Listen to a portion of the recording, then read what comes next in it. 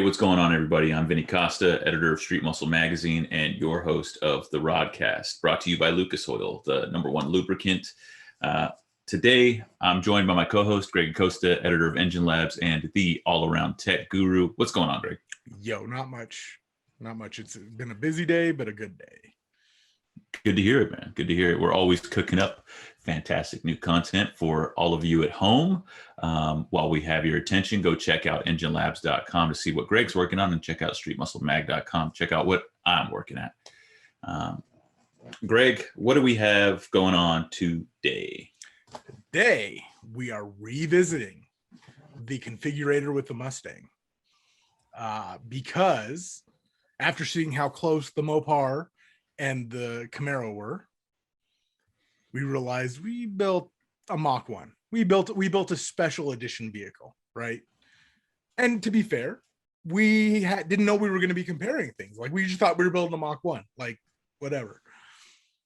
But now we got to build something a little more along the lines and comparable to those, and just see where it comes in price wise. Exactly.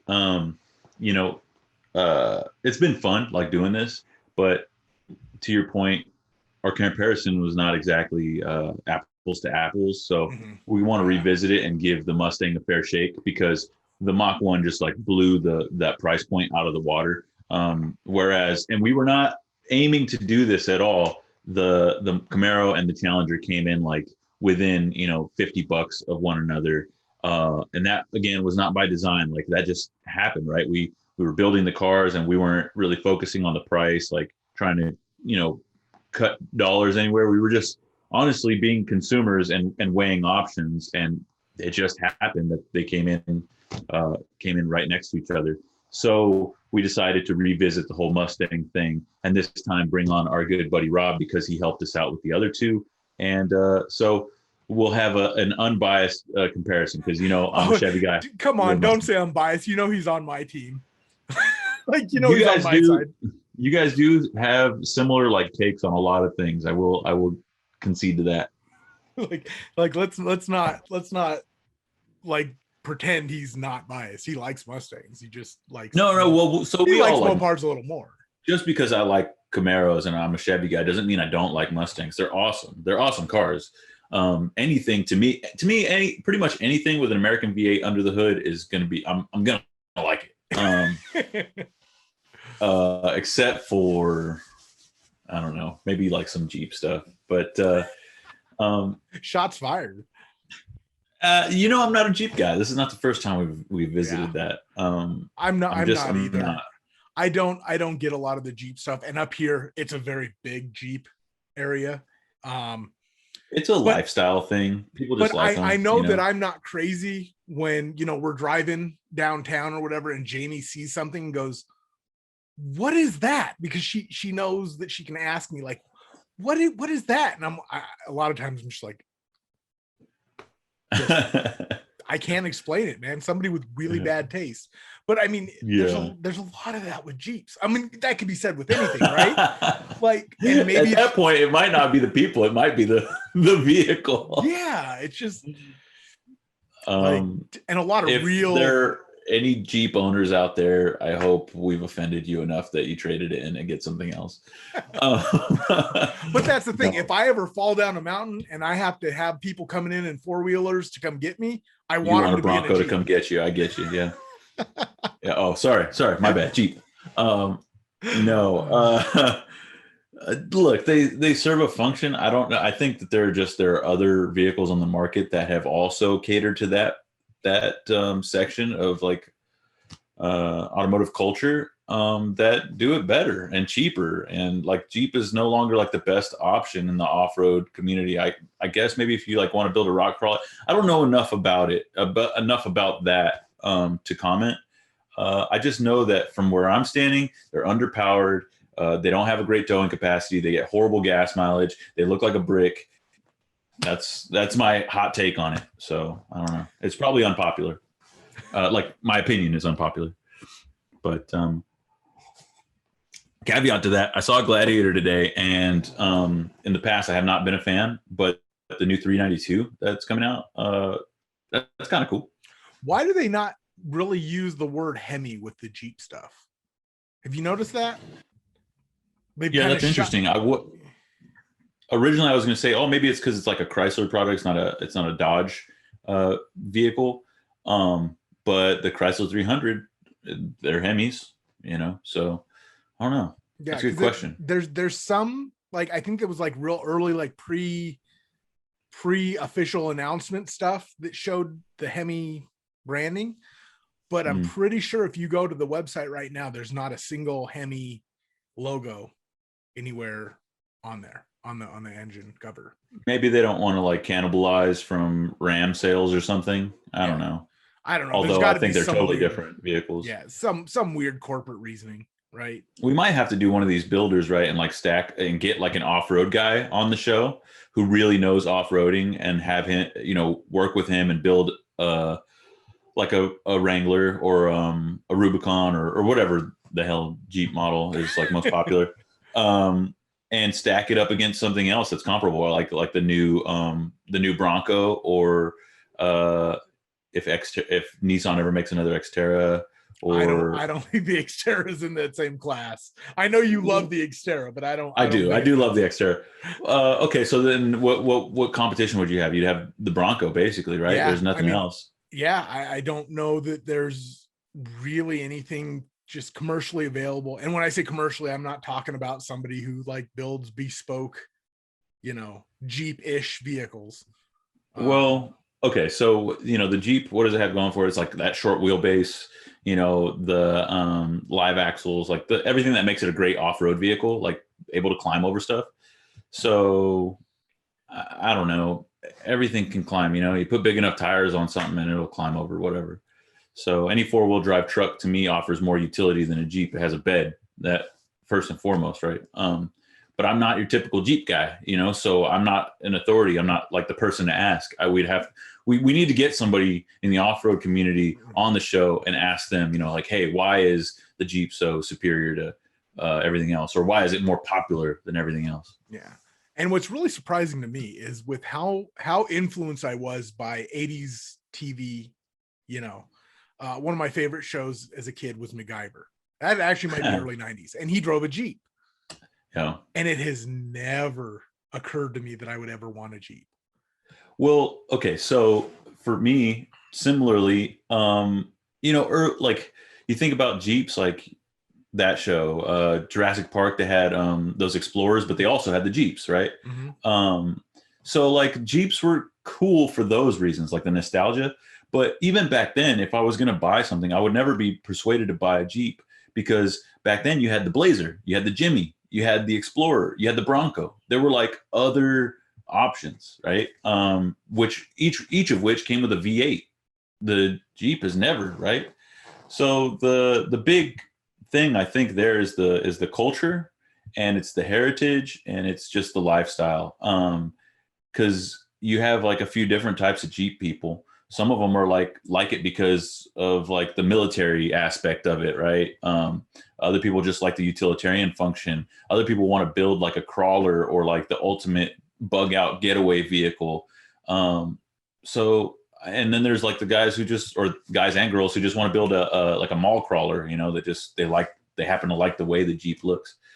Is mall crawler like a bad word in the Jeep community? Like, is that an insult? I really don't know. Like, I don't know. I would think so. If I built like a rig that was awesome and someone called it a mall crawler, I'd feel a little bit insulted, right? Because it's like effectively like you built something and you're just going to drive it to the mall. You're never going to take it off road. Yeah, like calling someone a hard parker. You remember that? Like, when you take up like two spots and stuff? No, you just park real hard. You look real good at the Sonic meets, because that's all it does. You park real hard. I don't know. I never heard of that term. I don't know. Yeah, you're gonna have to look it up. It was like, you're a hard parker, dude. I really do. I really want to revisit this because I'm bashing Jeep super hard right now, and it's just because I don't care for them and I don't get it, right? So I want to bring somebody on who gets the culture and who knows it. So we'll have to think of somebody to have on. If you guys have any suggestions at home, please let us know in the comment section below, because I want to give the Jeep a fair shake from like a value standpoint, and I don't think it's going to win. That's my contention. So yeah, I don't know or care enough to comment. I mean, flat out, like, not my cup of tea. Yeah, but you do have a truck. Your Frontier's like pretty sweet. Yeah, but I mean, is it 4-wheel drive? No, because okay. it reduced the towing capacity slightly. So I didn't. You're such a mall crawler. I want to be able to tow my Mustang, because it's gonna break down because it's a Ford. No, it's gonna break down because my T5 transmission is making some god awful noises, and I'm too cheap to proactively replace it. Okay, but I thought like the T5 was like a very, very popular transmission at one point. And it breaks like crazy. Yeah, it's like the output shaft or something, right? Like that always breaks on them. I have no idea. I've never broken one. I know it's like howling and yeah. Well, I mean, there's a reason the car hasn't moved in quite a while. I'm afraid that I only have a limited number of miles on it. Okay. And, I want to make sure I can move the car under its own power when we do what we're doing to it. So it sounds like you need a TKO or a TKX from somebody, dude. I'd like a T56. Yeah, I mean, you can't go wrong. Plus, but then it's really I think hard on that car you would have to make modifications to the trans tunnel. No. No. Oh, okay. But my big problem right now is when I do drive that car, I get in it, I have to go, there's only 5 gears. There's only 5 gears. There's only 5 gears. Because, daily driving a 6-speed, it's like going from 5th to 6th. That's reverse in the black. How's the layout? How's the H pattern layout on your Mustang? Which one? Like where's reverse on the new one? On the new one, it's down and over. Like, so it's in. So it's on the left side. It's toward you? Yeah, it's on the left side of first. Oh, that's weird. Okay. Yeah. So it's what transmission came in that thing? In the EcoBoost. It's the, what do they call it?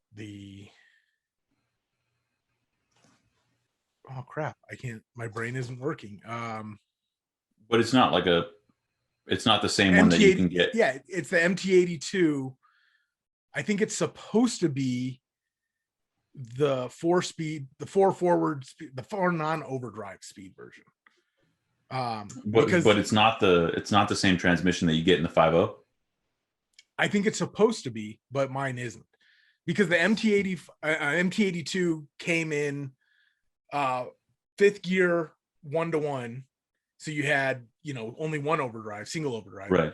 Yeah. And then I guess in 2018 they switched to a double overdrive version of the MT82. So 4th gear was 1-to-1, and then 5th gear was like 0.082 or something like that. Yeah, and then apparently they were supposed to have those in the 2020 EcoBoost high performance package, but mine isn't. Mine is a fifth gear 1-to-1, so a single overdrive, which is what I wanted. I was a little disappointed when I was reading all the materials saying I was gonna. Yeah, no, that's the one I would prefer to have.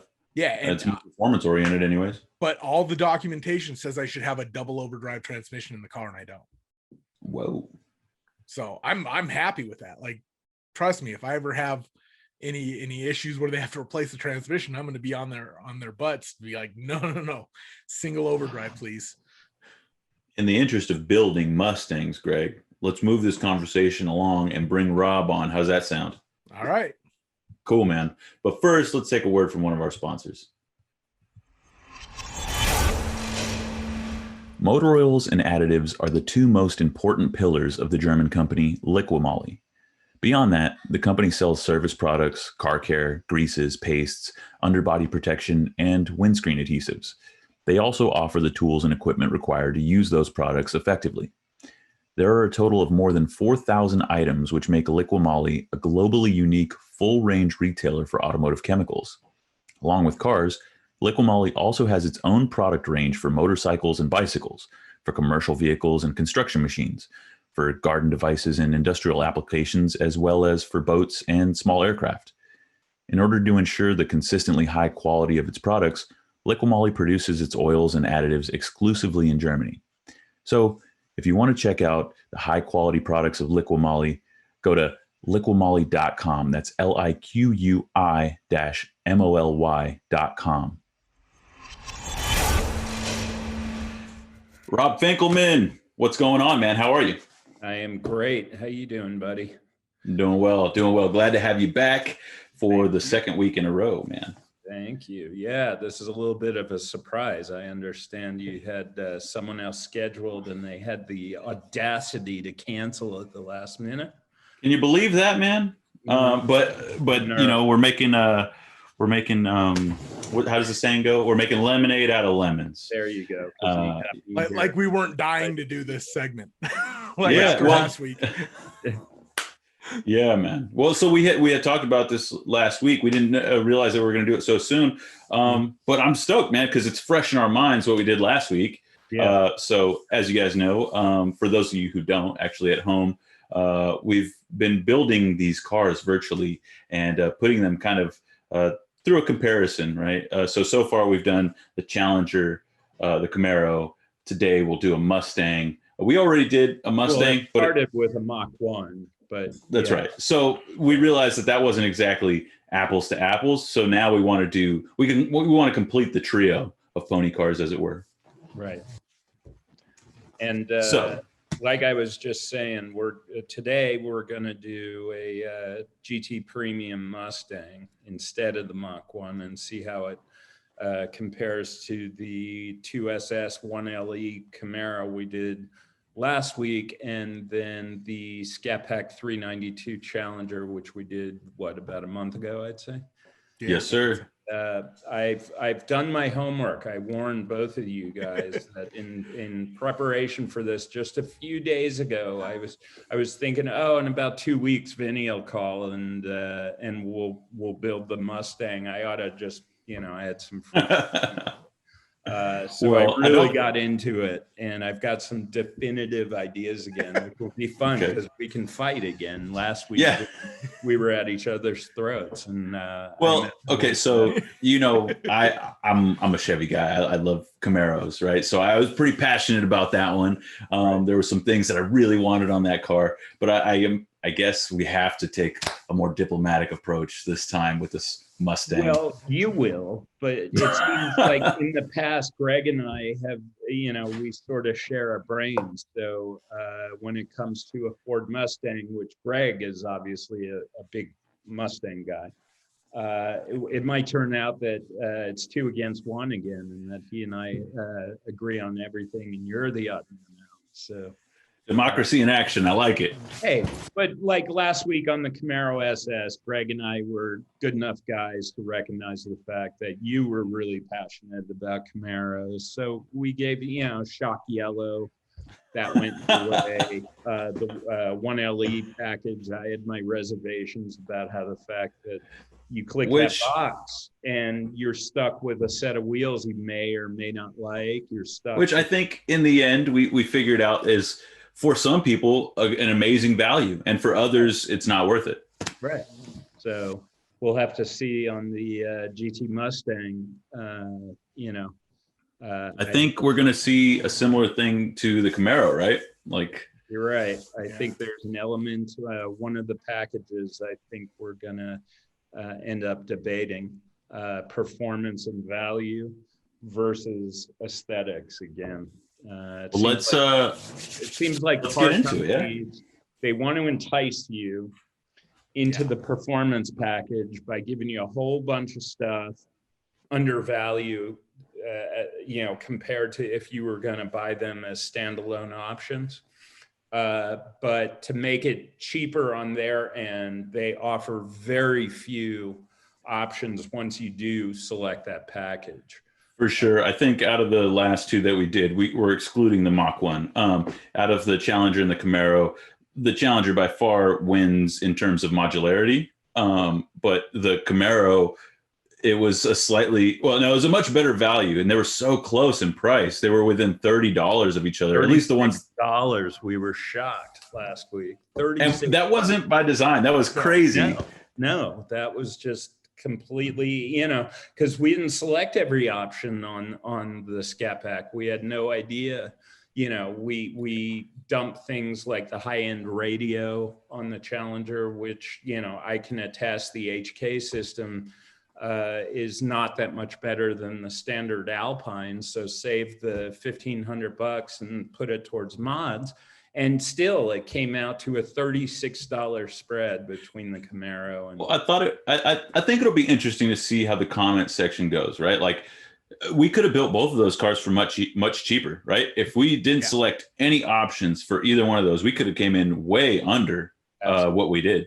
Yeah. So what did the Scat Pack started at, like 42, I think. Yeah, it was somewhere around there, without leather, without, everything. And we do seem to agree and are in the process able to save money based on the fact that all three of us are shift it yourself dudes. Yeah, definitely. Right out of the box, we end up saving like $2,000 or, on each car, whatever, the automatic transmission price is, we end up sparing ourselves that because we all believe in doing it ourselves like God intended. How long before our stick shifts become the premium option because they have to be special ordered? How long before we're paying extra? Probably that won't happen. And instead, in my mind, what will happen is they just won't offer them at all. Like on a GT 500, man, you want a stick shift in a GT 500, you're ripping out that Tremec or whatever it is. No, it's not a Tremec. Yeah, it is. It's a the TR 6060. No, it's a 7080 or so. I don't know the Oh, that's right. Yeah, because it's that crazy. I mean, it's an awesome piece of engineering. Don't get me wrong. But, the DCT thing. What do you guys need to shift your own transmission for when the car is going to drive for you here pretty soon? Yeah, they already do. Well, I'll never own a car that's going to drive for me. And I'll admit my daily driver, which is a Hemi Grand Cherokee, is an automatic, but it's an automatic only because they don't offer it in a stick. And you haven't swapped it yet? Well, if Street Muscle Magazine is willing to put a Tremec 6-speed in for free, hey man, yeah, let's go for it. Silver Sport Transmissions, they are one of our sponsors. Are you guys watching? Please, if you guys have a tranny that'll fit a 5.7 liter Hemi in a Grand Cherokee, hit me up. Let's do it. You heard it here first. All right, you guys, I am anxious to get into this build. All right. Okay. Can we pull this thing up? Yes. And I will say since we built the Mach 1, I have not been on this site. So I didn't want to stack the cards. I didn't want to. That's okay. Rob did. Well, yeah. All right, so let's see how I share the screen. I've already forgotten how to do this. Wow, these things are so plain.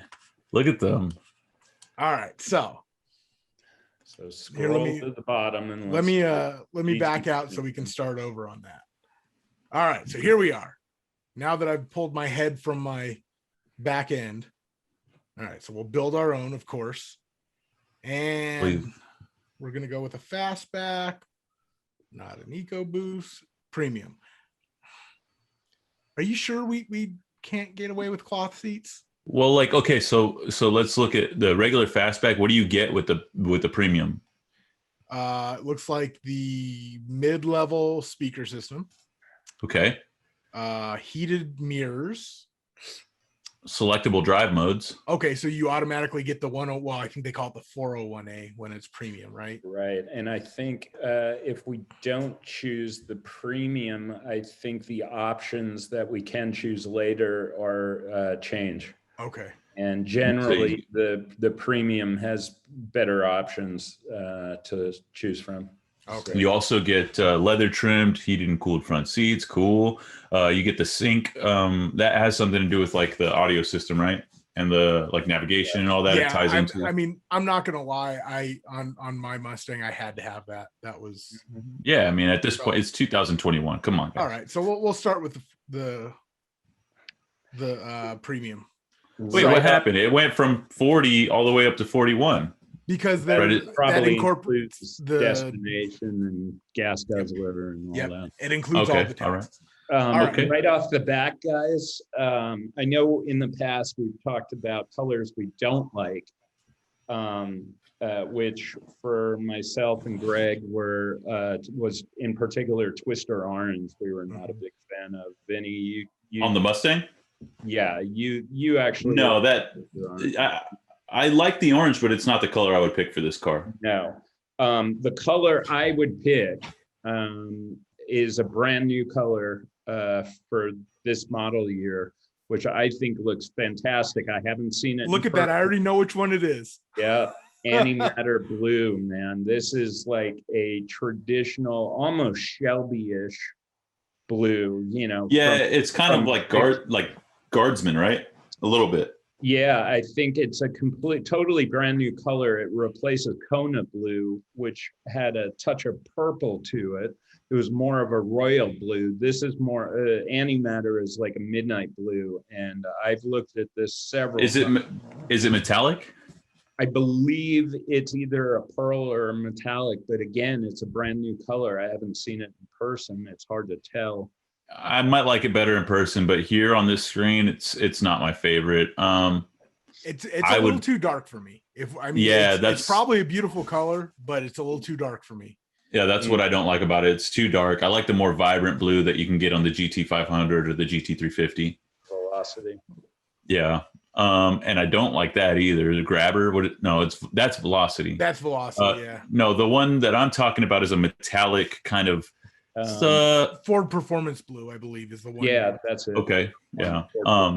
That's the one I really like. But for this car, I think I'd probably go with black or race red. Now, I will say that if this was triple yellow, not grabber yellow, triple yellow ended in 18. And then they brought this back. This is a little more sunshine, lemon, lemonade. This is not the right yellow for me. So I would, if this was triple yellow, we wouldn't be choosing anything else. But this, not my cup of tea. So, obviously.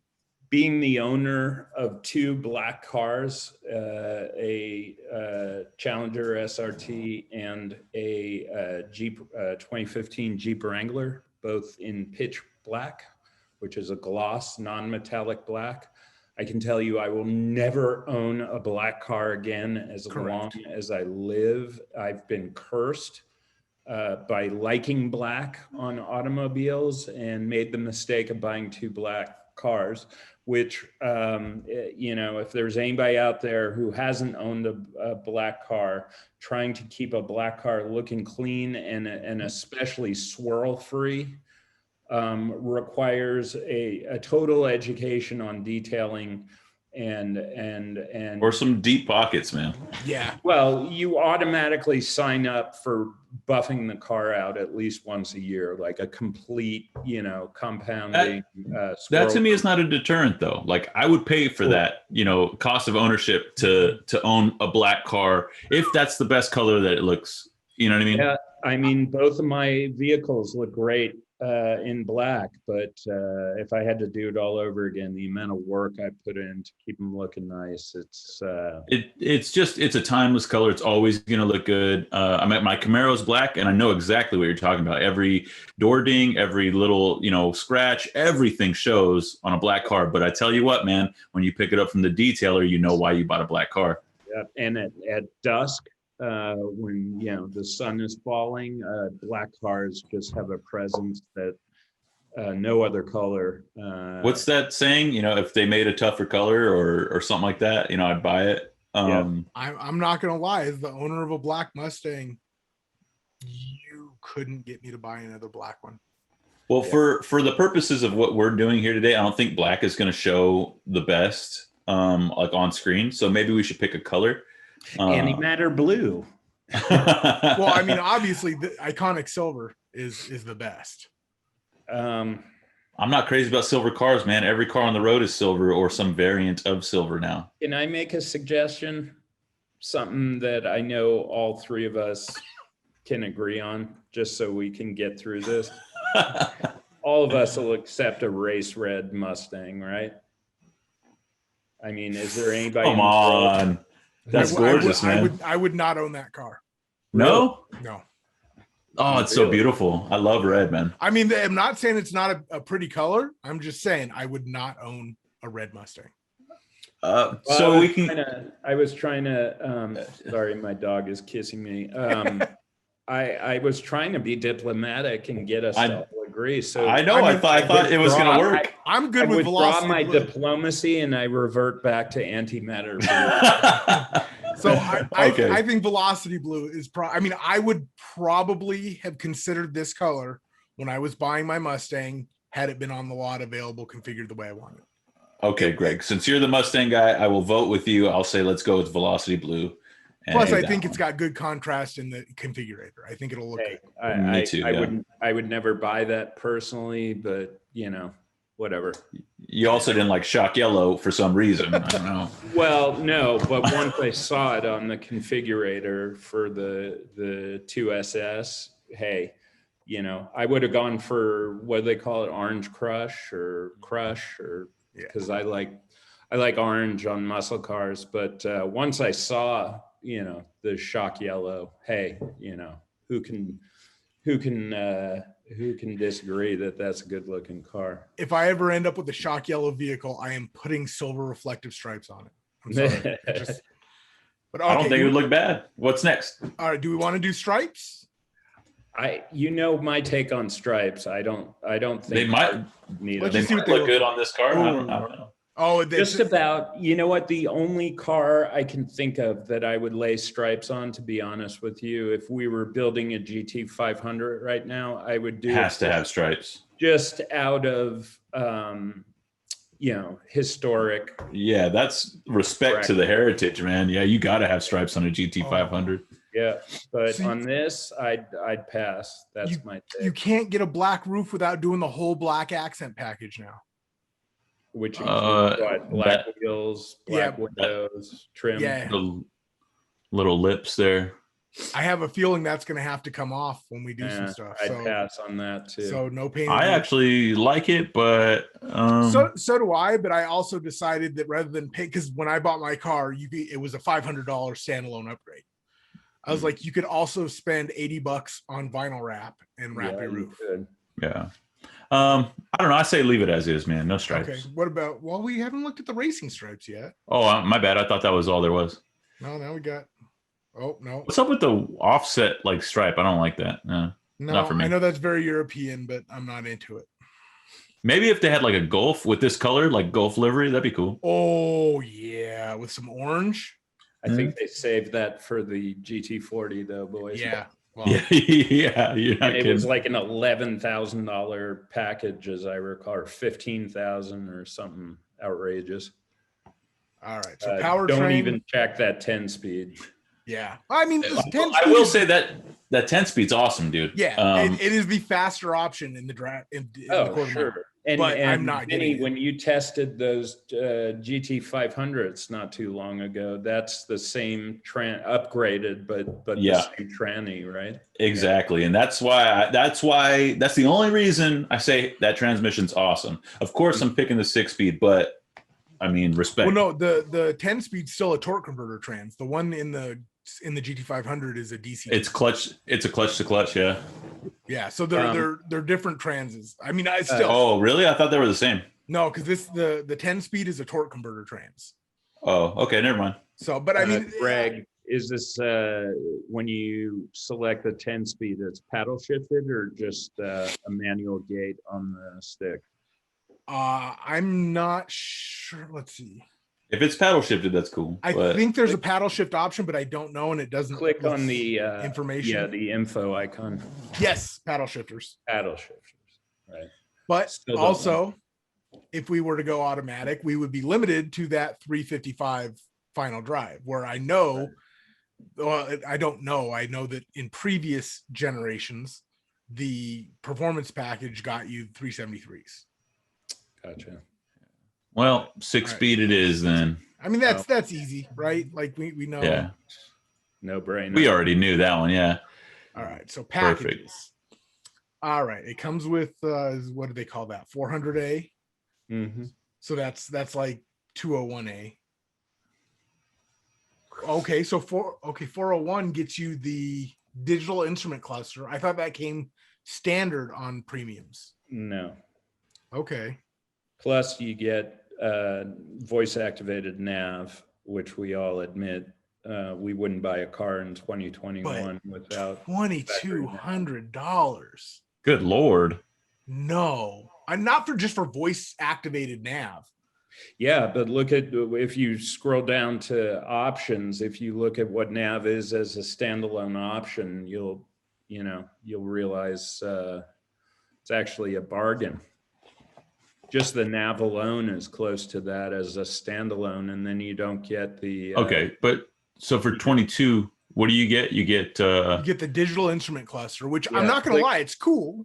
click, get my click color. the Okay. information button. I did, and it just goes into the whole. When I was looking at Mustangs a while back, that is one thing that I did like, right? Like the bigger instrument cluster is nice. I don't like the little small digital display that the lesser option Mustangs come with. Well, none of the gauges themselves are different sizes. That's I thought it was. I thought it was the center console. Well, there's that little. If you're looking right here, where I don't know if you can see my cursor. Yeah, but there's that little thing on the standard one that's a digital. You can either put a gauge on there, or I put my speedo on there. So I have a digital speedo. Mm-hmm. But these gauges are just analog, but the same size. Right. But no, with the digital, I'm talking about the display like on the center console. Oh no, that's sync. That's all sync. You got the big one already. Yeah, that's standard. Okay, all right. Yeah. So I would go for the 401A. Why, Rob? Because, like I said, if later on we choose the nav as a standalone option, I think it's like $1,900, which means you're getting an instrument cluster and all the other little doodads here basically for free, or for $300. I mean, for $300, I'd go with the digital dash. I don't think you can do the dash as a standalone option. I think it's only part of this package. So if you want the digital dash, go for this. I mean, I'm not gonna lie, I'm also being a little, penny wise right now, and I'm like, no, you gotta keep it cheap. No, but yeah, honestly, yeah. I mean, the other two had navigation, so yeah, it's a no-brainer. And for $300 more, of course, I want the heated steering wheel. Well, I don't care about the heated steering wheel. I live in Arizona, but it's kind of cool. I do care about, pardon me, the digital dash. Mm-hmm. So, okay, so 401A, and then no black accent package. No, I'd pass on it because it locks you into black wheels. And 2021. What is the California special come with? This is something I also would pass on. It's striping. It's a different instrument panel. Yeah, it's all just cosmetic stuff. And it's the only aesthetics, and it's $2,000 for. Yeah, the only thing I love in it is the offset pony grill. But I got that on mine. The only thing I'm loving in it is the side scoops, which are reminiscent of 60s Shelby. But Does it have a different front bumper? No, I don't think so. I don't believe so. I don't think the fascia is different. The grill is a little different. That's what it is. Yeah. Okay. Yeah, I do like those side scoops, but you can buy those aftermarket. So I don't think I like them on the S550. That's very new edge to me. I like them. They're cool. I would add them to if I was buying a GT 500, I'd probably add the rear quarter window scoops to make it look like those are different. I'd put the rear window louvers on there. They look sick, especially on a Mustang. Yeah. So are we going to pay $400 for lug nuts? Is that all it is? Are you kidding? Yeah, well, let's check. SummitRacing.com. It's a picture of lug nuts. That's all it is. That's all the info gives you. All right, so now here's my baby right here. So GT Performance Package. This to me is a no-brainer. And you, unlike the SS Camaro, I got news for you. A lot of people don't know this. When you click the GT Performance Package, most people think it locks you into black wheels. You can there are different styles of wheels you can choose from, one or two. styles. So this doesn't lock you in aesthetically, you know, like the Camaro did, trying to get the best performance package, but not liking the aesthetics of it. I say this is a no-brainer. I like that, Rob. Yes, 100% it's a no-brainer. But the very first thing I'm noticing about this is the tire size. So you're talking about these wheels, and this is the performance package, right? So this is like the cream of the crop when you're talking about GT Mustang. Right. You got a 255 tread width front tire. I mean, that's what like the V6 Camaro has. I think shy of including a fender flare package in this. I think 255, 275s is about the widest your stock you're gonna fit. I have 275. So. I have 275s all around on my. Yeah. I know you can fit more, but this is all they.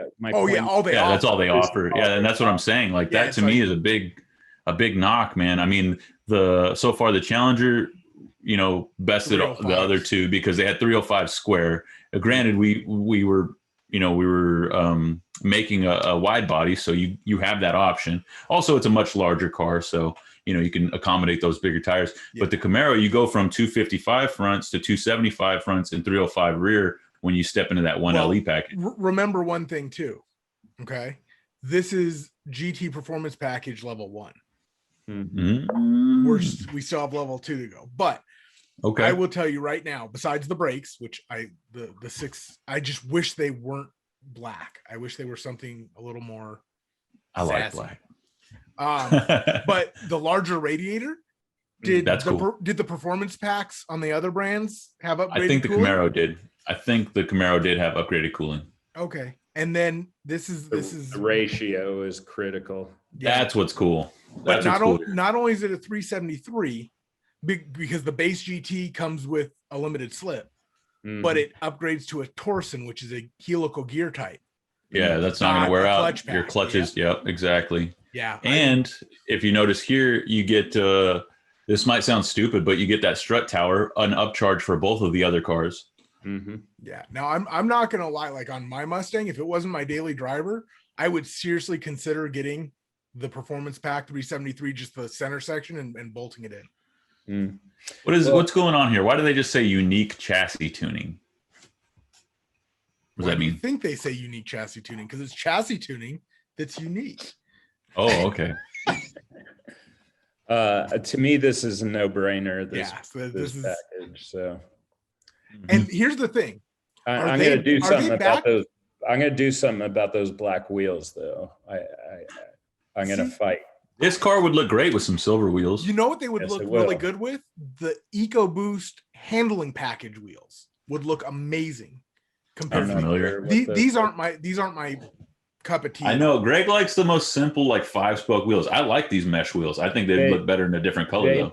They've got an aluminum, a forged aluminum wheel. When we get to exterior on the configurator, we can actually choose from a couple of wheels, as I said, and believe me, you'll like the one that I like, especially you, Vinny, because you just said it would look great with aluminum colored wheels. So. Okay, so what do we have here? I like Alcantara. I like Alcantara and I like carbon fiber. So the wanting to be cheaper than the rest in me is like, no, this is stupid. But the real me is like, I would spend this money, I think.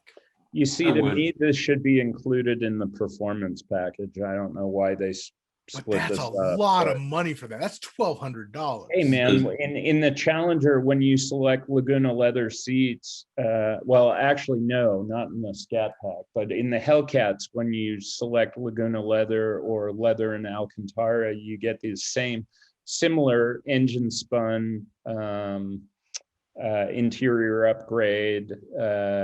Not carbon fiber, but it's a metal engine spun look.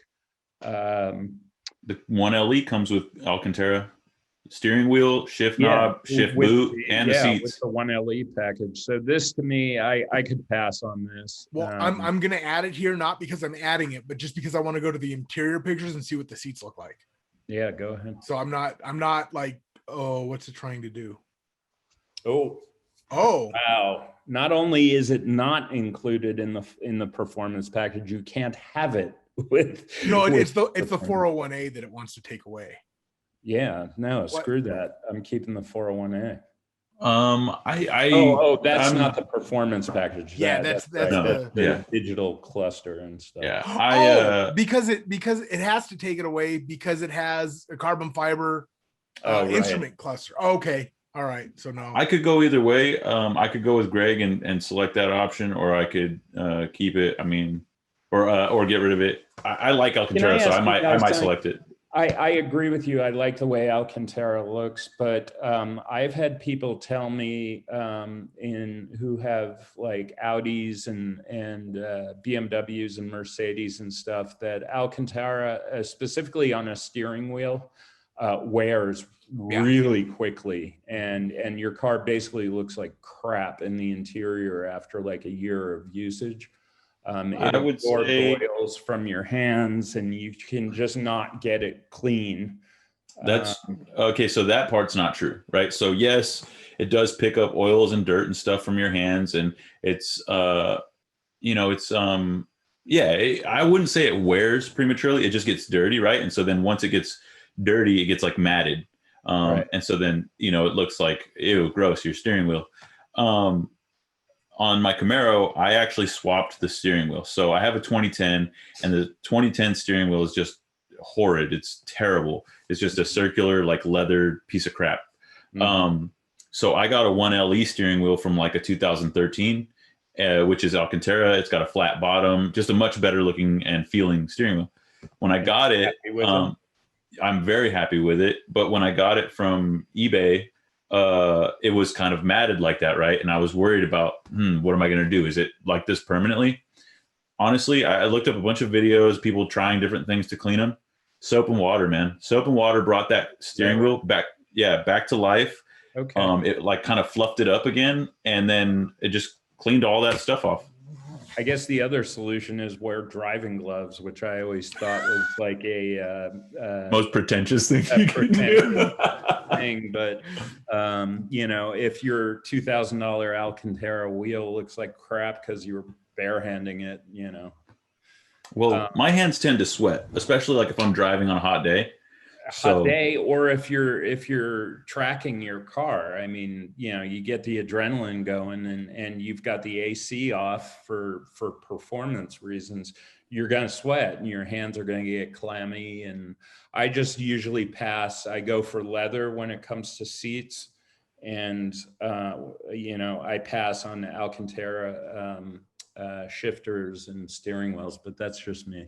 So. Have you guys ever been driving in that situation, right? And your hands are kind of sweaty or whatever, and you slip when you're grabbing a steering wheel or you're reaching for a shift? Because that's happened to me, and that's why I like the Alcantara. It gives me a better grip.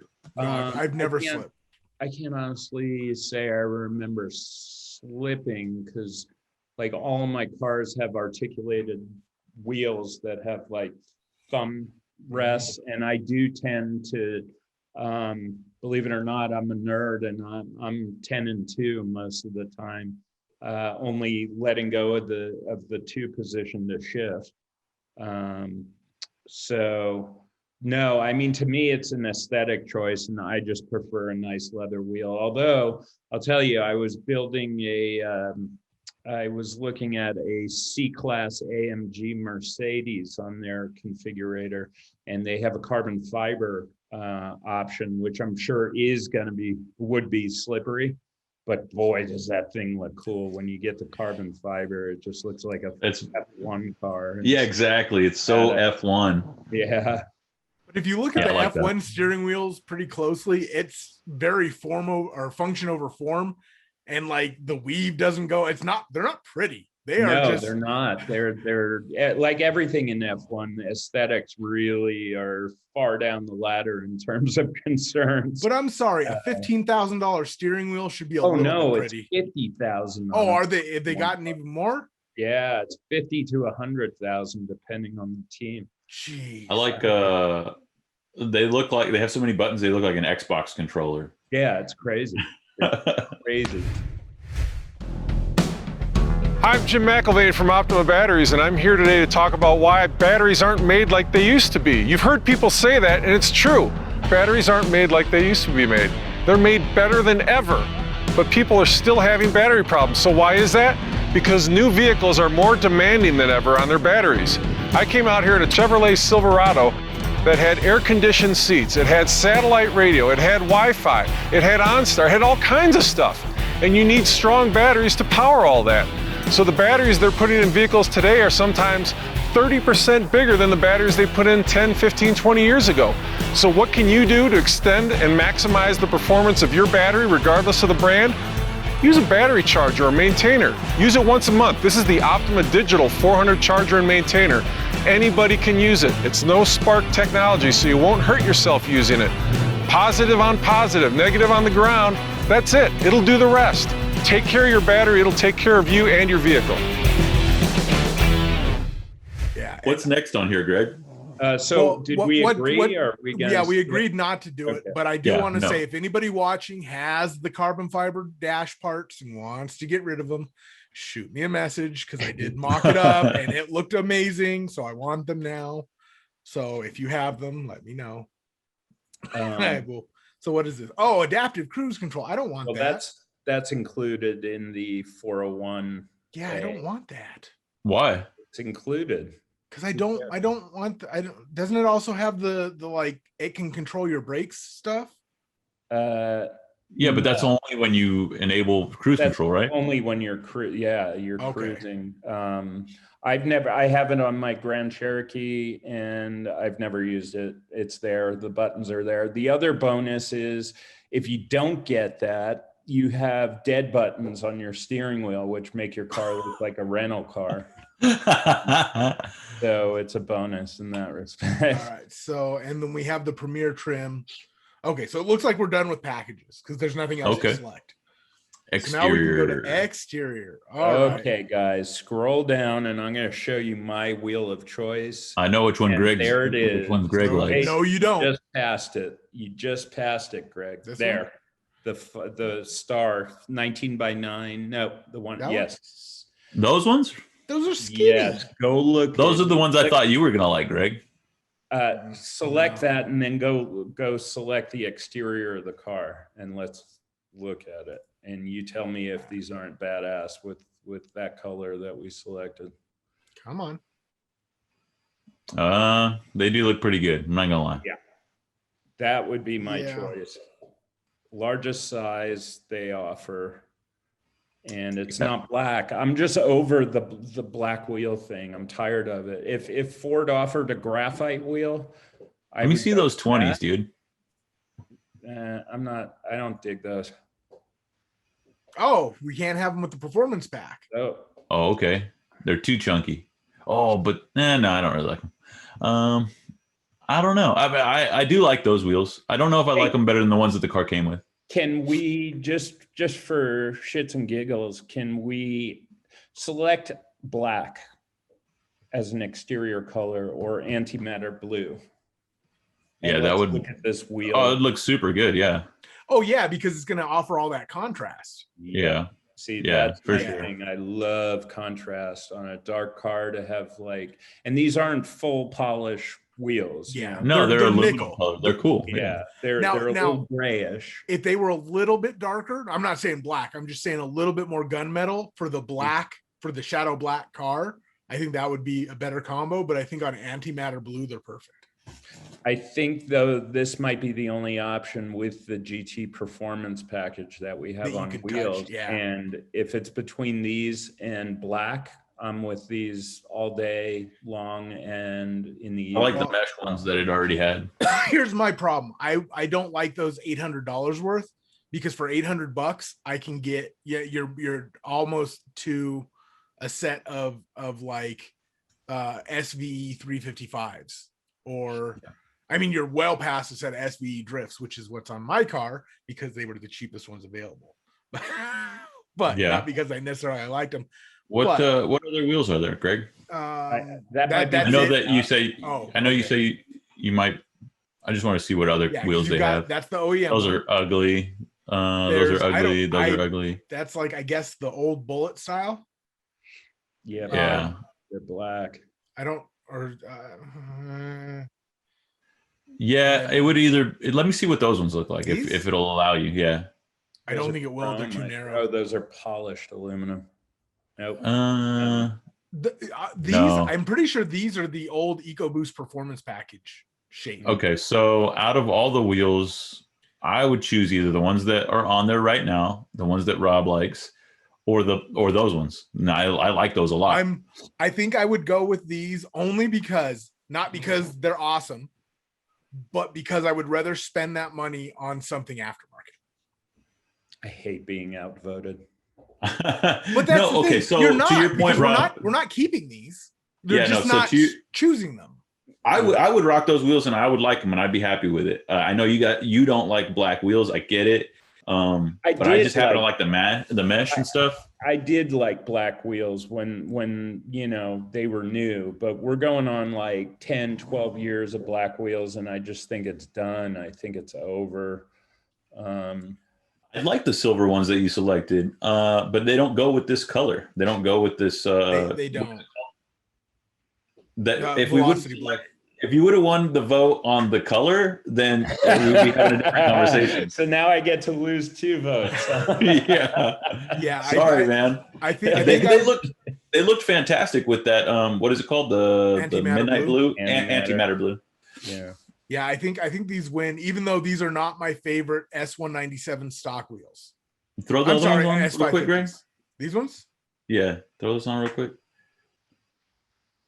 They don't look horrible on this color, but I just like the black ones more. Yeah, I think, like I said, I would, over both of these, I would be going with the EcoBoost handling package wheels. I'd find a graphite wheel. And that's what the handling package wheel is. Yeah, I bet this color would look sick. Like a week after I got the car. What do you guys think this car? What if this color on some bronze wheels? Yep. Is that too rice? No, I'm not a bronze guy. If the wheel I like here was dark graphite, I'd be on it with like white on rice. Graphite to me is like the current cool trend. Is that the wait? So graphite, is that the like? It's not quite silver. Like, it's got like a little bit of gold in it, maybe. No, it's like titanium gray. It's like titanium gray, yeah, almost like a like gunmetal. That's too dark. I'll say this: you might as well just like black wheels. Yeah, they offer contrast. They cannot be mistaken for black. Well, this color with bronze is too light. What's that? This color with bronze wheels, I think, is too light. I think bronze on antimatter black wheels is too bright. I think it just looks wrong, but I'm getting outvoted. But I'm saying this color, or the antimatter blue that we were looking at, your color, with a nice set of like bronze wheels.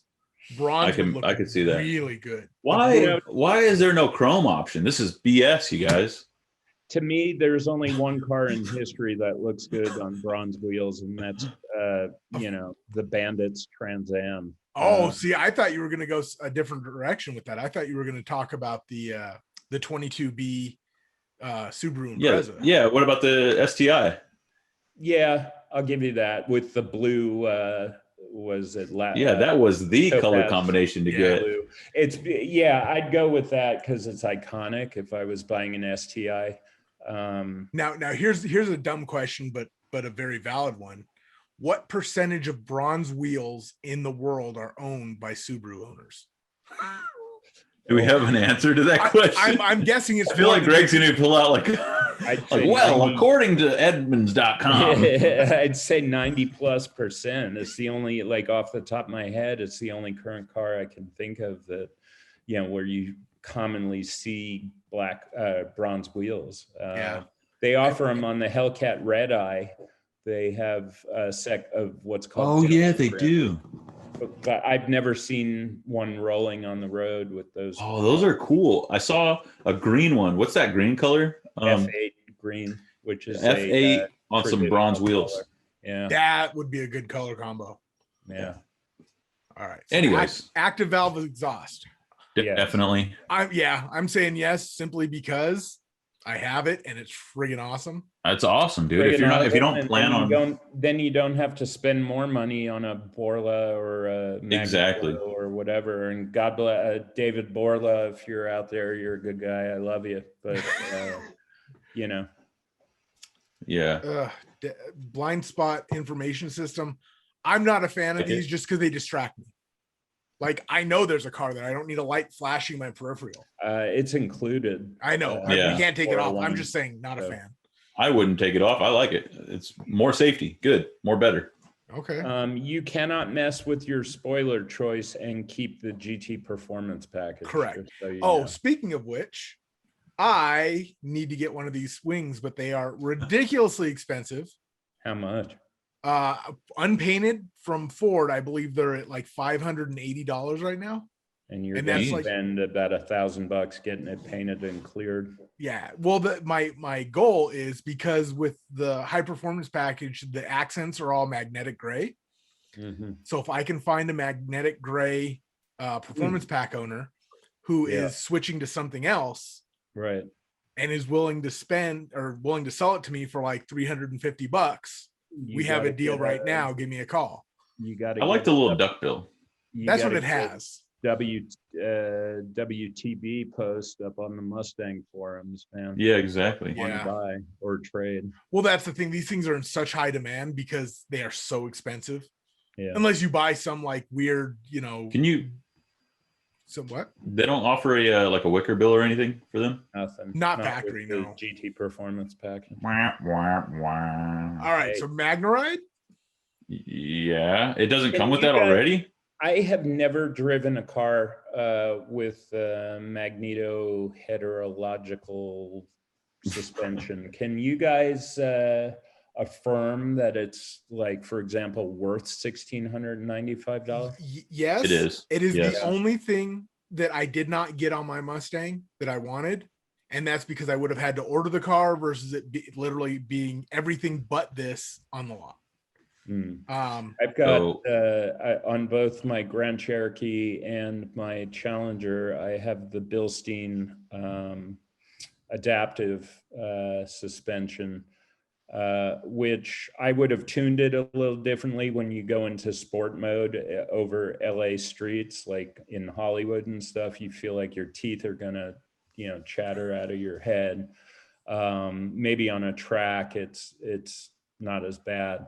But I do enjoy the ability, for the suspension to adapt. And I like it when there's an auto setting where you just leave it in auto and it decides based on driver aggression, what mode. When I borrowed that Hellcat from Bondurant for like a month or so, I played with the different modes, and definitely Magneride is worth it. I mean, if you know that you're going to go out and just you're going out to do some driving, like I'm going to go out to Ortega today, and that's what I'm going to do. You put it in sport mode, or if you're good enough, you put it in like track mode, and it is so much fun. Greg, on the Mustang, when you go into track mode, does that defeat all traction control, or is it No, everything's off. everything? Yeah, the only thing it maintains, and it's all selectable, would be launch mode. And Is there a yaw control or anything like that? like, you mean like Like roll? Oversteer, understeer. oh yeah. No, correction. that's all in the traction control. Yeah. Oh, so that goes all That's off. all off. Yeah. Yep. When Yeah, in no track driver mode, assist. Everything is off. Mhm. And I'm fairly certain that the ECU records when you do that, so that if you have an accident, they know you have turned it all off. So that's You're why I'm really screwed. yeah, I am very, The- very Camaro is called, it's interestingly enough, the Challenger and the Mustang are both called track mode, but the Camaro calls it competition mode. Ooh, yeah. Interesting. sexy. But yeah, for me, the Magneride, 100%, I would get it. Also, why is it not included in the premium package? I don't know, but I whatever. don't know. I was just wondering the same thing. Well, I'm also noticing I'm not seeing the Performance Pack 2 option. I don't think they offer it with the GT Premium anymore. I think they sort of condense both packages into one. There used to be a stage 1 and a stage 2. Yeah, we're missing some stuff here. Yeah. All right. Is it available on the non-premium? I don't think so. Delete the spoiler. Yeah, because if Performance Pack 2 is gone, then I'm not sure that the Mach 1 wasn't the most. Well, I think, like I said, I think they took a lot of the features of the stage 2 and combined it into stage 1 for 2021. Well, because one of the big ones that I'm looking for is the you can rear get wider tires. Oh, I guess that's probably not an option anymore. Oh, you can get wider tires, but they got to be all seasons. Wait, no, those are where you can get 265s, but they're no, because these are 255, 275. They're staggered. Yeah, I think 265 is square. I think it's square though, Vinny. Yeah. You could get a monster truck, I guess. Well, I mean, why are you hating on the all seasons? I had to take my summer onlys and put them in storage as soon as I got the car. No, dude, you have a pickup truck for winter. Okay, you bring this out in the summer, and you want it to have summer tires. Ultimate performance. Well, I mean, if we're like you can get some 235s. Hey, Greg, can you click on spoiler delete and just see if that's possible? That's something I'd never. I think you can. Yeah. Ooh. Stealthy. That thing all black. Go to side view. It looks good, but I like the wing. I like the spoiler too. But this, I mean, imagine this thing in black or that blue that you're talking about. That's stealthy, man. I like it. With no spoiler. I have 2 wingless trunks sitting in my backyard. Bro, you could debadge this thing and hurt some feelings. Yeah, you could, and get rid of the spoiler too, because that's a way to Mustang guys that you got a performance pack. Just think about it. You got active valve exhaust, so put it into quiet mode so it doesn't sound like anything. Yep. And then right when somebody's like when they've committed, you're like, haha, wide open, let's go. Yeah, man. Lock it in. No spoiler, no badges. Just a plain, especially if you thinking badges. No, then you put a turbo on the 5-liter so that you're like, look, it's just a 2.3, man. Yeah, because you little blow off valve, and you imagine if you got it in white too. People would really think it's a rental car. Ooh. Yeah, right. All right, so I mean, are we really done with options? We're getting close, but we're not done. We've still got. Now we just have interior stuff. Ooh. Yeah. I say stick with black. Ceramic looks nice on certain colors, but it gets so filthy. This color, I don't know. That tan might look good. Nah, that's not my deal. So wait, I like black too. I mean, 10 out of 10 times I'm going to pick black, but I'm just saying. You know what? That tan might look good. If we selected tan, I think it kicks out the 401A. Yeah. If we get Recaros, it kicks out the 401A. Huh. I would rather have Recaros. And you got to pay $600 more. Oh, so that means those Recaros are like $2,500. Parentheses means it's less. Oh, okay. All right. So they're like $1,000 for Recaros, but you don't get to get any of that other stuff. Wait, can we go to this one? Does this one? Okay. Yeah, we just have to go to the. Okay, so if we did that, the Recaros are almost a $1,600 option. But look at those things, man. Those look like the seats in a GT 500, which are dope. I'm going for the midnight blue. Pardon me, stitching with the grabber blue, because we're in a blue car. It's no price difference. It's just Recaro's cool with me, man. I like them. That's what I would pick. What's that center one? Is that red? Yeah, it's like red. It's loading. No. Yeah. I'll take the little blue accents with the blue car. They offered what's called demonic red seats in Challengers, and I defy anyone to find a car that is not red on the exterior that looks good with those seats. Not even white? Well, look, we can get these Recaros and save 10 grand. Man, come on. White with red seats. They used to lipstick in the 70s, 60s, and 70s. Look, I'm not saying it's the. I think you know me. It's not the combination I would choose for me, but it doesn't mean it doesn't look good. Yeah, but try putting red seats on like an F8 green, Challenger. No, that's like you've got that's like Santa's sled. Yeah, exactly. And it's just, it was never my thing to go for red seats. What's that? Whoa. You're going too fast. What's that linked graphite instrument panel? Does that kick you out of the performance pack? I'm not sure. I think it does. I think it kicks you out of 401. Let's see. No, what? Yeah, wait. Yes, it kicks you out of performance package. Yeah, but you can save almost $8,000. Well, that's like getting those other Recaros. You save 10 grand. Where do we go? Whoa, where did it put us? Okay, I just went too far. It doesn't come standard with anti-theft. What do you mean? Where do you see it's that? Below? Further. So it comes with foot pedals. It's got the ambient light. Do we want the cool? Ooh, can we do that? You won't be able to do it with the Recaros. Oof. I would. That's a tough one. I mean, plus, I would rather have the Recaros, but I'd rather have the Recaros too. But I'll tell you what, in the summer in LA, I use my ventilated seats just about every damn day because I've got black leather seats. And that's a tough one. I would vote for. I would vote for the Recaros, but geez, if you know what, I would give it the caveat, Vinny. If this is your daily driver, I'm bouncing the Recaros for vented seats. If this is just a Sunday toy, I'll keep the Recaros. How about that? If this is a Sunday toy, it's going to have aftermarket seats in it anyway. Yeah, for you. Yeah, I probably wouldn't. I'm just saying, I kind of like the AC. I would say unless you know you're gonna go do some like track days and stuff, and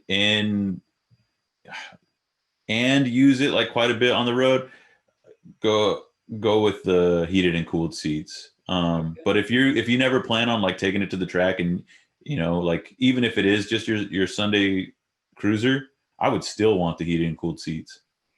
Oh, look, we still get the blue trim with the heated and cooled.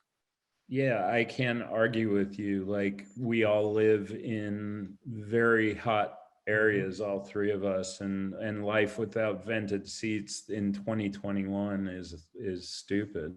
Come on, Recaro, get your stuff together, dude. Yeah. Make racing seats that are also luxurious. Yeah. I think we're winding down now. Yeah, I'm really sad that Performance Pack 2 isn't here. I could pass on the Bang & Olufsen. Yeah, because I have this one in my car, and there's nothing wrong with it. And the B&O adds a lot of weight because you're talking a subwoofer and additional amplifiers. You're adding a good 25 pounds, maybe more, to the car, which I could do without. Yeah. So we're done. And look where we are price wise. Where are we, Greg? We're cheaper. 52.4. How much cheaper? $2,000. Than the Camaro or the Challenger? They were either one, because they were 54 and change. Yeah. Well. Yeah, but I know that you really love the Mustang, Greg, but I'm not super jazzed about this car that we built. Like, it's cool, and I would like to, drive it and stuff. But hold on, before you sit there and I'm not super jazzed either, because I want it in antimatter blue with those aluminum wheels. Well, here's the thing. I think you can have it in antimatter blue because I wanted a Performance Pack 2. I didn't want this. I didn't want just this. Like, okay, so you didn't get the rear diff cooler that you were hyping up, Greg. Yeah, I'm kind of. I thought it was going to be literally a killer of the other. Can we get a different view of the car? There we go. Actually, it's a pretty cool car. I'm not gonna lie. Don't get me wrong. It's a cool car. It's not the car I thought we were building today. I'm a little disappointed. It's a pretty badass car, man. Greg, if I'm not mistaken, they're about a year away from revealing the next gen. Is that right? Yeah. It was supposed to be 22, but I don't think it will. I think it'll be a 23 model. Maybe they consolidated the packages and stuff just to save money on the production line in terms of variation. And because I think they would be stealing from the Mach 1 sales. Or that's smart. You're right. But I want to just, we've done this. We see the price. Okay, cool. I know what you're about to say. Yeah, I want to go see if we can rebuild the Mach 1. No, I want to look at the fastback here, the non-premium, and see if I can get level 2 or if it's gone. Okay. There's GT. Nope. There's the performance package. It's gone. So did I not pay attention on the Mach 1? And is it a feature of the Mach 1 now? Come on. So if I configure this. Jackson, quiet. Hey guys, I gotta put him upstairs quickly. Carry on for a second. Right, no worries. And now a word from our sponsors. Wait, he just came over to me. Maybe he'll be quiet. Everybody, this is Jackson. Hey, what's up, Jackson? He's a good boy. Is he a Bichon? He is what's called a Maltipoo. He's half Maltese and half Poodle. Oh, okay. And he's wicked smart, and he's the best dog I've ever had. And now mine are going crazy. Great, but he's an incredibly loving little dog. Looks like you're out of luck, Greg. All right, wait, no, count us back in. We just took a break. Count us back in. Oh, okay. 5, 4, 3, 2, and we're back, everyone. All right, I'm Greg, still on my mission. I'm still on my mission. Hold I on. know it looks like you're having some trouble, dude. I don't think you're going to find a way around this. From where I'm standing, the GT Premium that we just built is not exactly on par with the other 2 cars that we built. Oh, I'd say it's on par. No, I'd say it's on par. I don't know, man. Well, I mean, what's not on par? Well, it's on par in terms of horsepower, but and handling and not quite on brakes. par in terms of suspension, perhaps. Is that what you're getting at? Vinny? Yeah, suspension and I don't know. I guess it is. I mean, it's on par and it's cheaper. Yeah, I mean, price-wise, it's definitely the model that's on par, because I wasn't with you guys when you built up this Mach 1, but I recall you saying you were pushing 60 on it, right? Yeah, we were at 61 and change. Yeah. So, well, yeah, I don't know. I guess the Mustang wins in value. Not to me. I would spend the extra $2,000 and get the Camaro. I'm biased, but I don't know. Here's an interesting question, since we're pretty much, I guess, today wrapping up our configuration shows, unless you guys want to venture into we still have to do the top dogs. We got to do the GT500. We got to do the Hellcat. We got to do the ZL1. Okay. Well, then on this tier of configuration, would any 3 of us change our preferred brand because of perceived value of a different car? Greg? I'm wrestling with this. Camaro or a Challenger? I'm seriously wrestling with this. I feel like you get a lot more car with the Scat pack, with the wide body and all that stuff. But performance, I feel, even though you get a ton more in there, it's still on par with the Mustang. The Camaro still has to deal with the fact that I can't see out of it. I'm not even going to say everybody can. I can't see out of it. It doesn't work for me, even though I think the Camaro might be close. Performance-wise, any of them. End of the day, I'm still going with the Mustang. I mean, however, I'm not going with that build we did. I'm not doing leather. I don't like the leather. I'm sorry. I'm not gonna go premium. I'm probably feasibly you could have come in a lot at a lot less than what we built today. But I mean, I think I'm sticking with the Mustang. I just feel like, I mean, it's got the same performance, I'm pretty sure, as the rest of them. I think they would all kind of float around that same performance sphere. I was thinking that building a performance pack 2 would kind of kill the other two, but it's not there. So I think everybody's just kind of equal, and the prices are way closer than I thought they would be. Did anything we did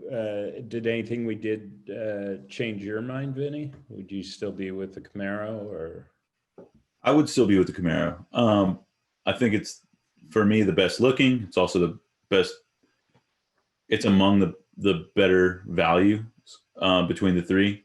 If either of the other two were going to dethrone the Camaro, in my mind, it would be the Challenger. I can't get over the anemic tire choices on the Mustang from factory. I think that's kind of lame. I'm also not, like, I do like the way that this car looks, but when I look at all three, it's not my favorite looking. I didn't like the color choices on the Mustang. I liked the color choices better on the Challenger than the other two. The Camaro, the color choices weren't great either. Had better interior choices, although you were locked into what the 1LE came with. I don't know. I'm sticking with the Camaro, but the Challenger is really close. Well, that's interesting you said that, because you and I are a complete role reversal to one another, because out of all the cars we built, the Camaro is the one that I sort of grew closer to. When we looked into the details of the 1LE package, and then we looked at the price tag associated with it, I was pretty blown away what you get for that package. That was an awesome deal. In the end, like you, Vinny, I've been a Mopar guy for like 30 years. And it'd be hard to pull me away, especially since I'm an owner as well, just like you're a Camaro owner, and Greg, you're a Mustang owner. It would take a little more hot sauce to get me to pick a Camaro over my beloved Challenger. But of the three cars, I was most impressed with what you get on a 2SS LE. And if I was going to change allegiances, I'd pick the Camaro, I think. Having said that, in 2019 and 2020, instead of a Mach 1, Ford offered a Bullet, which I always thought was a really, really cool car. Not only because I'm, the movie guy at Street Muscle magazine, but I love Highland green as a color. I love the uniqueness and limited quality of a Bullet. I'd have a tough time if a Bullet was involved in this. But alas, the Bullet's been discontinued, so I don't have to worry about it. To that end, I think if my choices were the things we built, I would go with either a cheaper Mustang GT or the Mach 1. The way we built the GT, I'm not. Oh, we're including the Mach 1 now too? I'm just saying, like, if it's out there, I would not buy the Mustang we built. I would either go way cheaper and like have more stripped down performance, stuff like that. But we can only talk about the ones that we built, right? Yeah, I'm saying the Mach, I would pay more for the Mach 1. The Mach 1 makes me happy. Well, that's exactly what I was going to touch on. As Rob, as you were kind of gathering your thoughts there, I was thinking, it's true. I would stay with the Camaro because the other two are very close, right? But because of my allegiances, it makes my decision easy, right? If the Mustang had come in $15,000 under, that's undeniable. If the Challenger, at the same price point came with a supercharger, of course, that's a no-brainer, right? But they're all pretty close, so I'm going to stick with the Camaro. Mm-hmm. I think where we're going to see that change is when we revisit this and we look at the top dogs, right? We look at the ZL1, we look at the Hellcat, and we look at the GT500 because... I'm glad you suggested that we're going to do those. I thought this little odyssey was over, but it's... No, man, we're going to milk this thing for all it's worth. Because everybody loves the top dog anyway, so that'll be fun. No, Well, I'll tell like- you right now, going into that, I think I'm GT 500. I mean, and not because of Team Ford. No, that's because of exactly what I was going to touch on, man. Like I love the ZL1 and everything that it is, but the heritage of the GT 500 cannot be denied, man. It can't be discounted. It is so cool. Yeah, it's tough. Even for I'm going to agree with you, Vinny.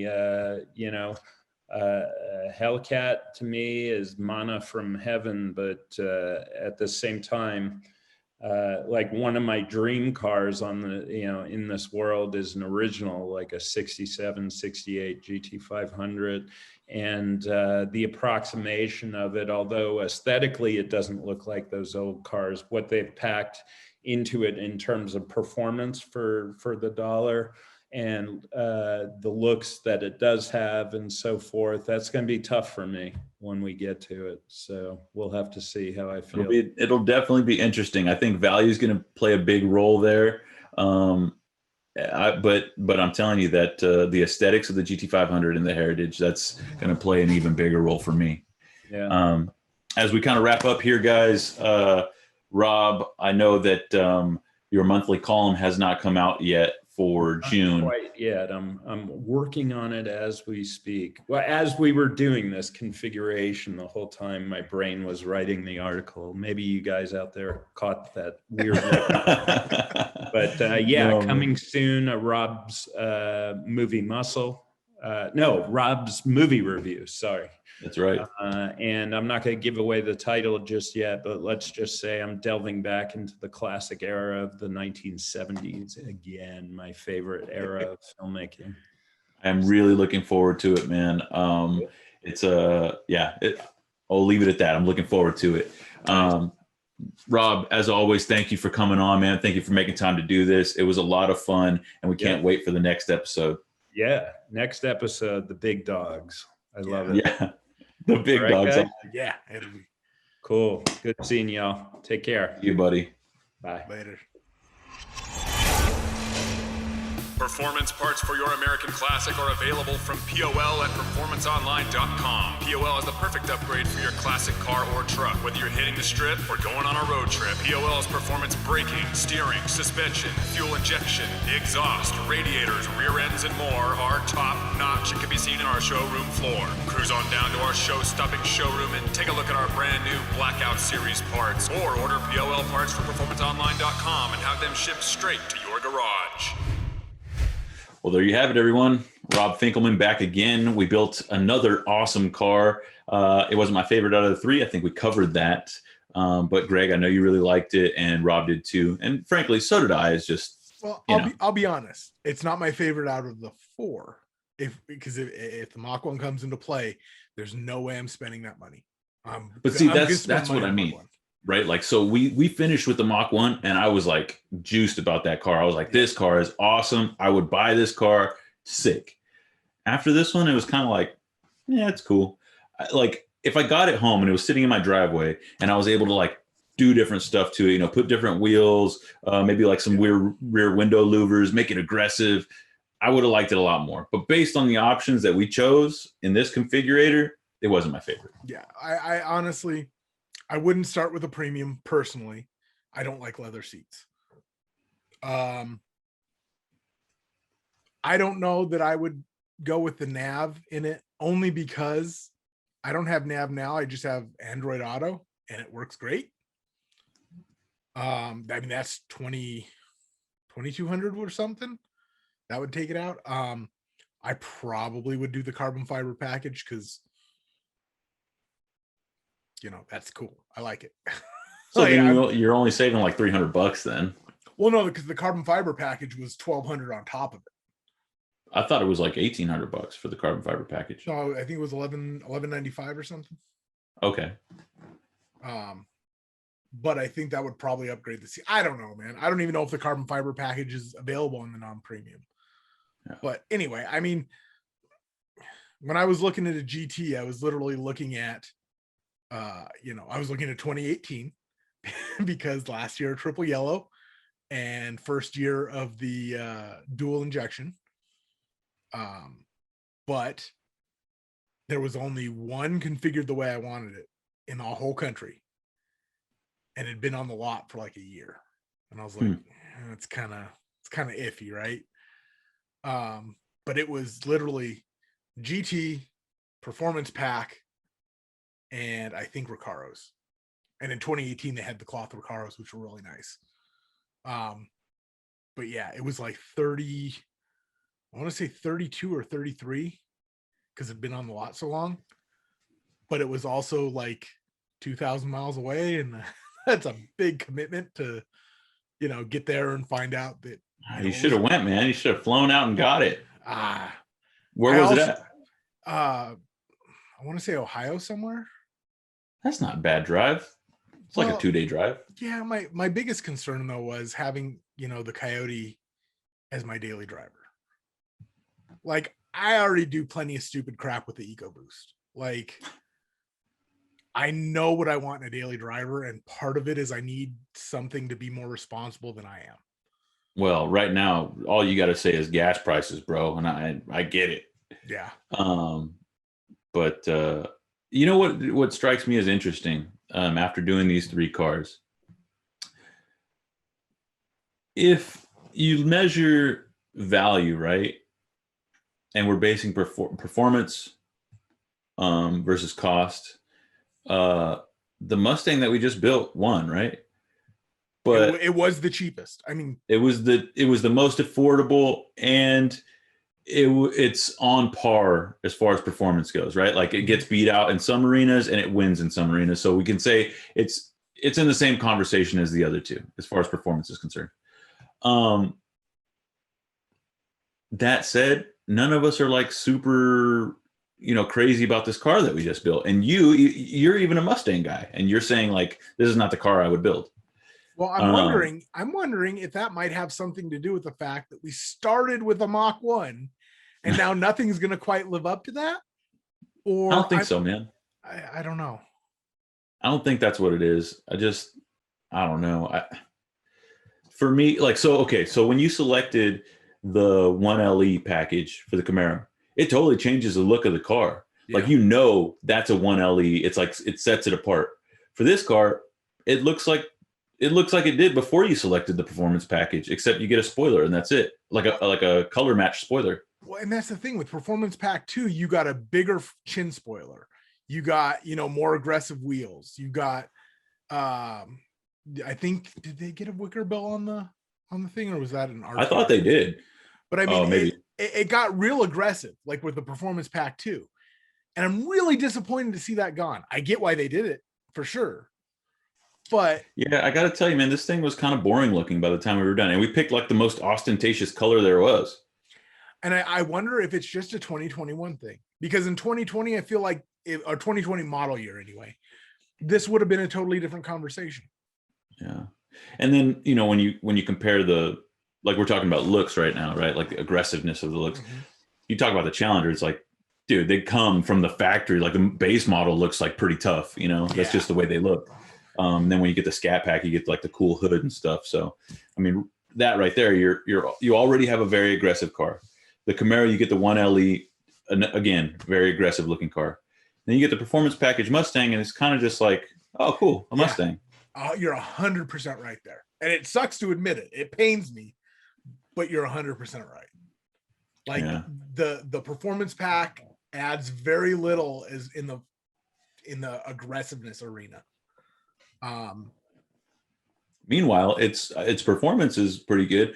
I know I quibbled about like some stuff like the tire size and whatever, but it is a smaller car, you know, lighter. So you don't, it's lighter. You don't need the tread width that you do on the other ones. It would be nice to have, but a lot of people are going to swap those out anyways.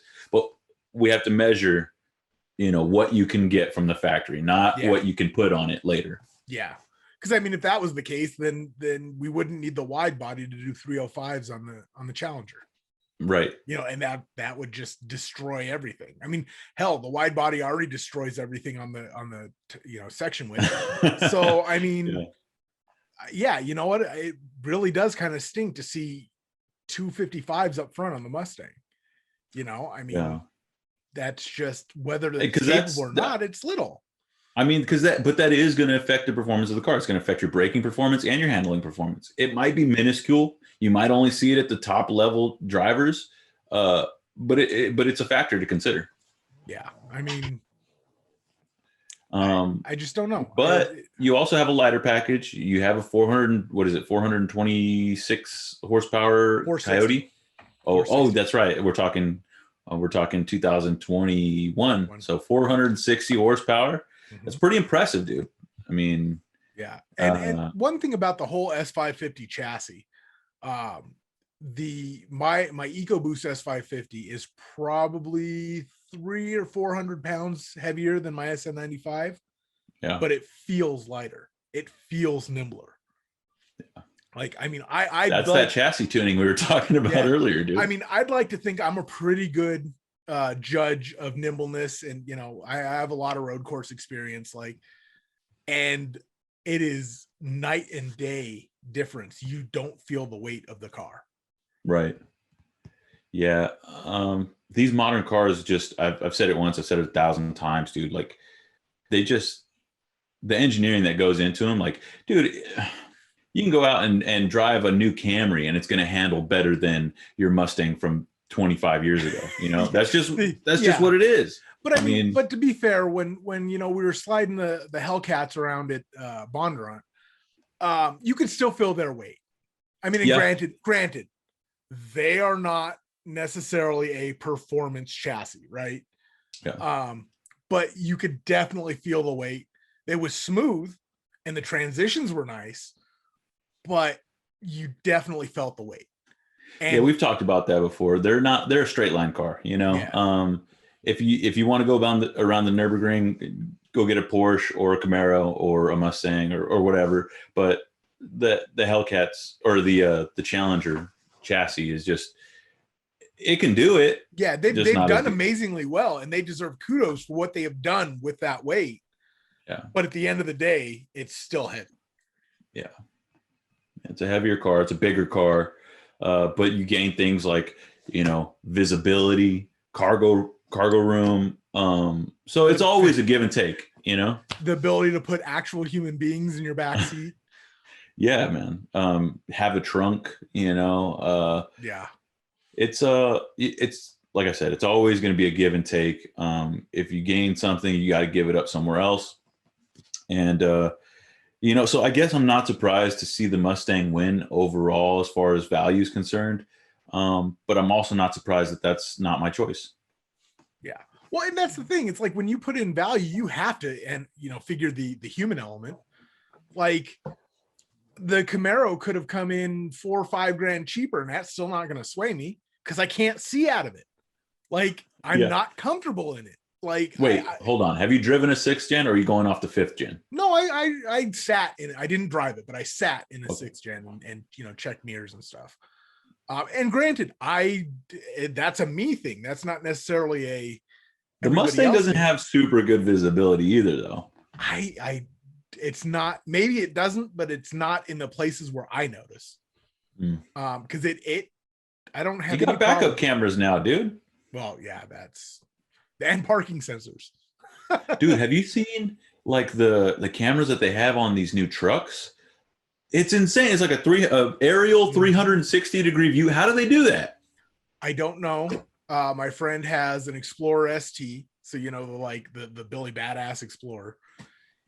And oh my God, like seriously, pulling in the isn't that nuts? Spots. Yeah, I'm seriously, like, I'm putting my hand out the window going, there's no way this is a real picture. And it sees my arm. Is there like a little drone that like just flies up and records you while you're parking or what? I don't know, but it's is there a little person in the back with like a selfie stick like helping? Like what's going on? Yeah, it's impressive. It's crazy, man. Sure. I test drove a TRX not too long ago, and it had that function. I was backing out of like the parking space. A buddy of mine was he had it on loan from Dodge, and he let me drive it. And I was just blown away by it, dude. I started backing out, and like there was an aerial view of the truck. Sure enough, like you could see 360 degrees around. And I'm like, dude, this is incredible. We really are in 2021, man. It's nuts. Oh, and then the front mounted cameras, like the Explorer ST has a screen like a Tesla, right? So it's like a vertical big, and it's segmented. So it's got the 360 aerial view, it's got a front camera, and it's got a rear camera. So you can like sit there and, you know what, dude? I'm interested to see how all this stuff is going to age, right? Like, so we have all these big screens in vehicles now. You know, as well as I go through a phone every 2 years or so. I get a new cell phone because they start to get glitchy. You know, like you get cracks in the screen, you get stuff in the little charging hole, whatever, right? About time to upgrade. I've got half my dog in the screen protector of that, just because. Yeah. So I'm interested to see how these vehicles that have these giant tablets in them are going to age, right? Like, are they, because as far as I know, there's no screen protectors that you can buy for those things. So are they going to be scratched to hell in 5 years? Like, what's going to happen when a kid pukes on them? Like, yeah, dude. Like, is the electrical even going to like function properly in the future? Is it going to be all glitchy? How often do you have to update the firmware? That's I feel like the OEMs have to have figured that out though. And I'm not saying they're going to be great, but it has to reach an acceptable limit, right? I mean, well, your phone tells you when you need to install an update. Do you do the new cars? My Mustang just updates itself. I'm not even kidding. Like the thing's got its own wireless connection. Dude, that's Skynet. It is. It really is. Like it tells me when I haven't driven in a while because I don't drive all the time. It tells me when it's turning off non-essential electronics to save the battery, and it sends me an email. Dude, I was actually talking to Jim McIlvain over at Optima about that. He's probably someone that we need to have on the show here soon because he was explaining to me like that they're having to come out with new types of batteries, right? Like new sizes and types of batteries because these modern cars have so many draws on their electrical systems that when they're parked, and people are not driving because, we're in the age of the pandemic and whatnot, if you have a modern car and it sits for, a couple of weeks, the battery is going to be dead when you go out to start it. Whereas, on a classic car, you might have a little bit longer because you don't have as many draws on it. So I thought that was pretty interesting. Yeah, I'm laughing because literally at lunch, I realized I haven't driven the Explorer in, I don't know how many months. I mean, quite a while. And I was like, I need to at least drive around the block or something. Like, I just totally forgot it was there. And man, that thing just starts right up, like no hiccups. Like, yeah, man. It's not even mad at me for leaving it sitting there for so long and, drives like a champ. And yeah, I mean, my black Mustang does the same thing. Like, granted, the battery, I killed it this winter because I forgot to put the turbocharger on it, and we were below zero. But normally, I mean, I can leave it for months and just it fires right up and let's go. Yeah, man, I really want to explore that topic with someone over at Optima who is actually one of our sponsors. Yeah, but I had a conversation with him the other day and he started breaking all of that down to me. I was like, you know what, man, that's not something I had considered. I guess it's because I don't own anything that new, right? So I don't have that problem. But as cars begin to have these giant screens in them and all these like safety features and like sensors that don't shut off, and you have a key fob that you throw in your key bowl or your key hook inside your front door that's connected to your car all the time, and it's always constantly sending a signal from your key fob to your car.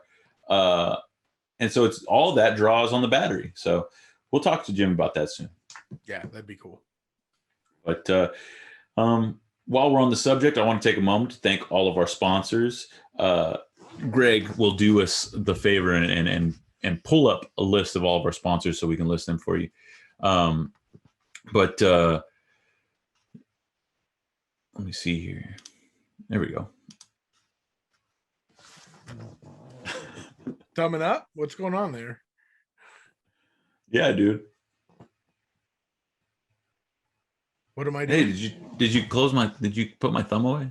No. What am I doing? Oh, I thought you were bringing up a list of our sponsors. Oh fuck, Sorry. I don't know where it is. Okay. You don't have that tab on hand? No, I didn't even think about it. God dang it, Greg. It's okay. All right. So where should I cut it and where should I jump back in? Just jump back in. I'll cut it. Like, just like wave your arms. Look, that's just a visual thing so that I know we got to do something. And then, okay. All right. I got you. Yeah. As always, we want to thank Performance Distributors, ARP, Pro Charger, Liqui-Moly, Silver Sport Transmissions, Holley Performance Brands, Optima, and Performance Online. If you guys are interested in checking out any of those websites, we encourage you to. They're great partners and always supportive of the RodCAST. So if you guys like what you see, you like what we're doing, go check them out. Also, check out enginelabs.com, check out streetmusclemag.com. If you're watching this on YouTube, thank you. Hit that like, comment, and subscribe button. Also, ring that notification bell. If you're watching this on Facebook, give us a thumbs up and head over to YouTube and help us out. We're always trying to grow our following over there. Greg, before we sign off here and as we wrap up, I want to take a moment and quickly remind you and all of our viewers at home about our giveaway that we have going on. Can you fill the people in at home? What's going on? They still have time to enter the drawing. yes, they do. All they have to do, go to YouTube, like the Street Muscle Magazine page, then you're entered. And you're Subscribe. entered. You subscribe. I'm sorry. Yes. I'm getting my YouTube, my Facebook. But yeah, and so what the giveaway is either a set of SOS coils from Performance Distributors for if you have a late model coil on plug setup, or a distributor, a DUI distributor setup, again from Performance Distributors. So whatever you have, they have something for it. Unless you have like a 1983 Yugo, and then what are you doing? Why are you even watching our page? Whatever. Yeah. But yeah, so literally just go subscribe to the YouTube channel and that'll enter you. That'll put you on the list of subscribers, and then we will randomly pick one once everything is closed, and the winner will get their choice of ignition system. The end of this month. You guys have until the end of June. We are going to be picking the winner. End of May. Greg, end of May. Yeah. May 30th, we'll be selecting the winner. We'll draw from that pool. So there's plenty of time. Tell your friends, leave a comment in the comment section, tag them, whatever you guys do, subscribe, right? And you could win a free set of SOS coils or a distributor. I mean, who doesn't want new ignition components? Right. I know like a lot of you guys probably running the one that your car came with back in like 1972. So you guys could use a new distributor. And if you're like me, it's probably something that you don't consider as much as you should. And if you're like me, you're looking at the SOS coils, because all my stuff needs individual coil packs. Hey, you know what, dude? So tell me if this was a problem on the Black Mustang. When I had a New Edge, it was a 2000. Okay, so you still have the DIS, the wasted spark setup. Thank you. Yes. So, but the thing that caused it all the time was that 4.6 liter had a plastic intake manifold with an aluminum, like where you would connect the radiator hose and stuff. And that was like the only portion that was aluminum, but the rest was plastic, and they would crack all the time. And coolant would leak down into the spark plug holes and foul out the plugs, and it would ruin your coils, your ignition coils. So I remember having to replace coils on that thing like several times before I wised up and replaced the intake manifold with a cast aluminum. I want to say it was made by like Typhoon Products or something. I can't remember. Typhoon, the eBay special, baby. Yeah, man. But it worked like a charm, and I never had that issue again. Is that an issue on the Mustang that you have? No, because mine still has the push rod. Oh, okay. So even though it's the goofier push rod, because it's got the weird, Thunderbird style, bent snorkel intake, it's still, the tried and true 5 liter. I gotta tell you, man, there's like, besides the reason that people don't like 2 valves, like the later stuff, it's just an ugly an ugly setup, dude. Like the side mounted like intake tube, like just it was a weird kind of I don't know.